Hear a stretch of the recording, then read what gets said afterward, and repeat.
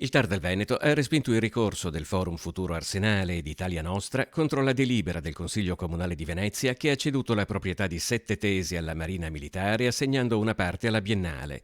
Il ricorso raccoglieva un vasto movimento d'opinione che il 7 febbraio si era raccolto proprio davanti all'Arsenale perché quell'area avesse un futuro diverso.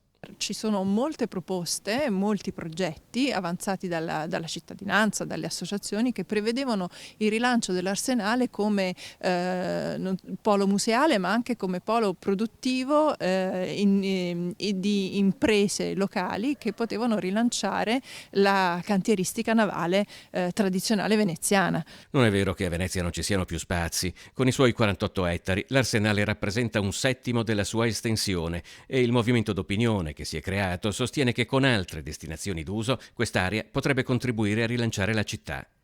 Dopo che le manifestazioni non avevano prodotto risultati politici, il desiderio che comunque l'Arsenale tornasse ad ospitare attività produttive e magari portare nuovi residenti era stato talmente forte da produrre una colletta per sostenere le spese del ricorso poi bocciato dal Tribunale regionale.